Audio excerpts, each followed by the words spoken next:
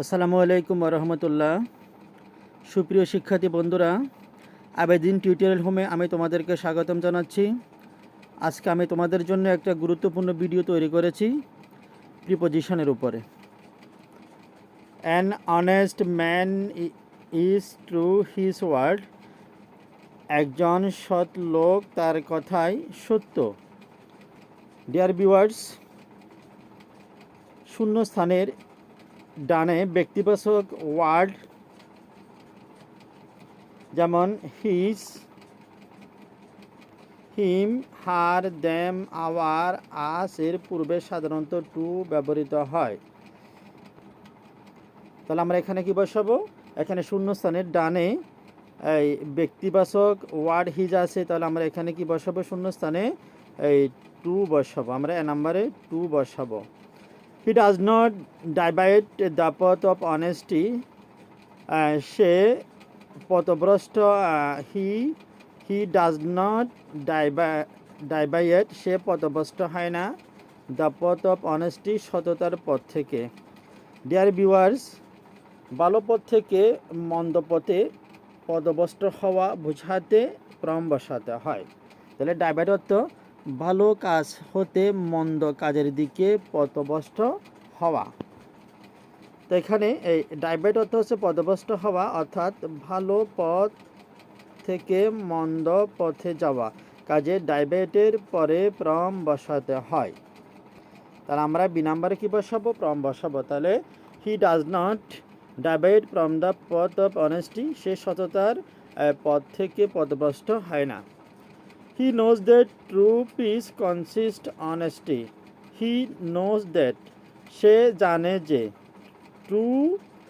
True peace সত্যিকার শান্তি, consist নিহিত রয়েছে অনেস্টি সততায়। ডিয়ার ভিউয়ার্স, কনসিস্টের পরে অবশ্যই অথবা ইন বসাতে হয়। সাধারণত গঠিত হওয়া বোঝাতে কনসিস্টের পরে অব বসবে এবং নিহিত বোঝাতে কনসিস্টের পরে ইন বসাতে হবে। এখানে আমরা দেখতে পাচ্ছি যে সে জানে যে সত্যিকার সুখ সততায় নিহিত রয়েছে। তাহলে এখানে নিহিত হওয়া বোঝাচ্ছে, এই কারণে আমরা কনসিস্টের পরে কি বসাবো? ইন বসাবো। আর গঠিত হওয়া বোঝাতে আমরা কনসিস্টের পরে কি বসাবো? অ বসাবো। তোমাদের বোঝার সুবিধার জন্য আমি নিচে এখানে প্রত্যেকটা এই শূন্যস্থানের আমি এই সূত্র দিয়েছি। So he does not fall a victim any greed, তাই সে পড়ে না। So he does not fall, তাই সে পড়ে না এ ভিকটিম, সে কবলে পড়ে না। এনি গ্রিড, কোনো লোভের কবলে পড়ে না। ডিয়ার ভিউয়ার্স, এখানে আমি একটা সূত্র দিয়েছি, এই যে তোমরা খেয়াল করো। ভিকটিম টু অর্থ কবলে পতিত, আর ভিকটিম অপত্য শিকার। তাহলে এখন আমরা এখানে কি বসাবো? ভিকটিম টু বসাবো নাকি ভিকটিম অফ বসাবো, আমাদেরকে সেটা বুঝতে হবে। He does not fall a victim, সে কোনো লোভে পতিত হয় না। তাহলে এখানে কি বোঝানো হচ্ছে? এখানে কবলে পতিত হওয়া বোঝাচ্ছে। তাহলে ভিকটিমের পরে যদি ভিকটিম টু দ্বারা কবলে পতিত হওয়া বোঝায়, আর ভিকটিম অবাধ্য শিকার বোঝায়, তাহলে এখানে সে কোনো লোভের কবলে পড়ে না, এখানে কবলে পতিত হওয়া বোঝাচ্ছে।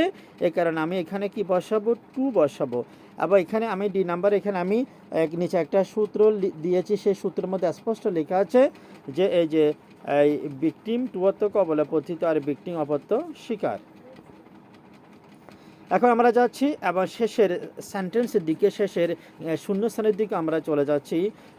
হি হ্যাজ নো, তার নাই। অ্যাম্বিশন, তার কোনো আকাঙ্ক্ষা নাই। ওয়ার্ল্ডলি অর্থ পার্থিব থিংস মানে জিনিস অথবা বিষয়। তাহলে পার্থিব জিনিস, পার্থিব বিষয়ের জন্য তার কোনো কি নাই, এই উচ্চ আকাঙ্ক্ষা নাই। তো এখানে ডিয়ার লার্নার্স এখানে কি বোঝাচ্ছে? ফর বোঝাচ্ছে। তাহলে অ্যাম্বিশনের পরে এখানে সেন্টেন্সের মধ্যে অ্যাম্বিশন এই ফর এই প্রিপোজিশনটা কি গ্রহণ করেছে। তাহলে সাধারণত জন্য বোঝাতে কি বসাতে হয়? ফর বসাতে হয়। তাহলে আমরা এখানে ই নাম্বারে কি বসাবো? ফর বসাবো।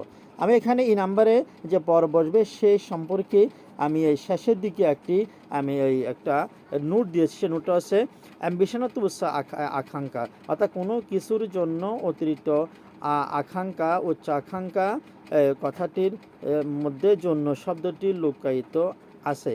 অর্থাৎ এখানে অ্যাম্বিশনের পরে যে পার্থিব জিনিসের জন্য তার কোনো ইচ্ছা আকাঙ্ক্ষা নাই। তাহলে এখানে অ্যাম্বিশনের পরে জন্য কথাটি লুকায়িত আছে বিদায় আমি এখানে অ্যাম্বিশনের পরে পর অবশ্যই বসাবো। Dear learners, I have already finished my lecture. I will be present in front of you with a new video, and until then all of you should be happy. Allah Hafiz. Good night. Assalamu alaikum.